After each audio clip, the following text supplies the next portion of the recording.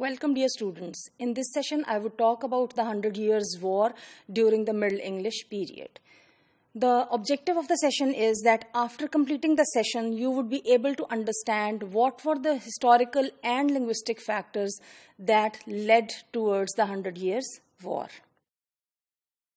Well, in the course of centuries, following Norman conquest, the connection between the English and the French nobility had been broken already. Already the division between the two had happened.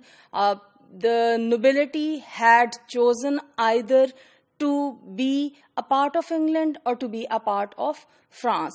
Thus, to opt for the ways and lifestyle and everything, including property and possessions, in England or in France.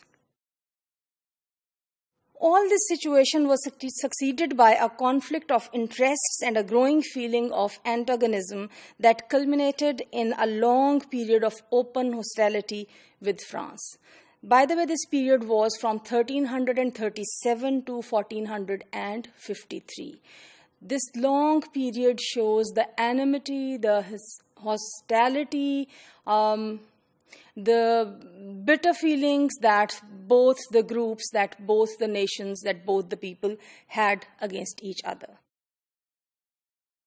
To add fuel to the fire, the active interference of France in England's efforts to control Scotland led Edward III finally to put forth a claim to the French throne.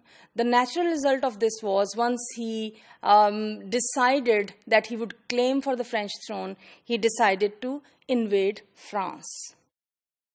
The great victories of the English at Crécy, that is in 1346, and Poitiers, that is in 1356, fanned the English patriotism of the people, the white people, the people of England, through as going through this time where they had to exhibit their loyalty to their nation, their patriotism for their country. These victories fanned this situation. They added to these situations. In total, this whole almost 1 century's period was a period that was a period of stress and of anxiety for both the nations.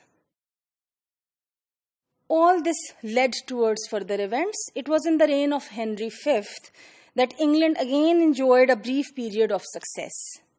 What was happening? Sometimes there would be these small battles and there would be these small encounters where the French would win. Sometimes the English would win. There would be a small period of time where, one party would be strong, and then for another small period, the other party would be strong. So it was in the period of Henry V that once again England enjoyed a brief period of success, notably in the victory against great odds at Agincourt, that was in 1415. However, it is interesting for us to notice that this victory or this success did not continue after the young king's death. And the exploits of John of Arc, that is in 1429, marked the beginning of the end, because they were not that successful, those exploits, as they were in the times of the previous king.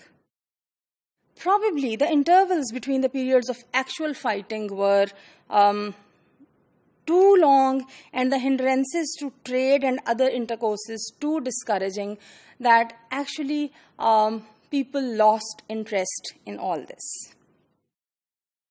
However, overall, the feeling was of animosity that was coupled with a sense of inevitability of renewed hostilities.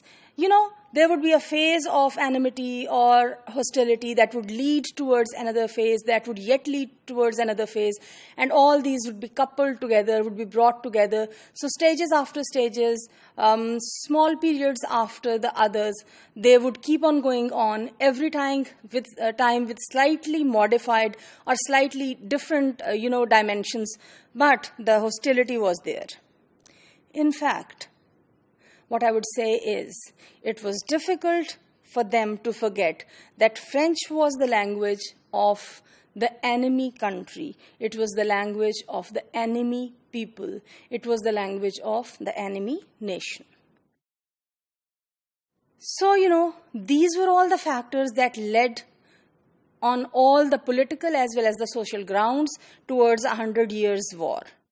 100 Years' War is probably to be reckoned as one of the causes that contributed towards the disuse of French.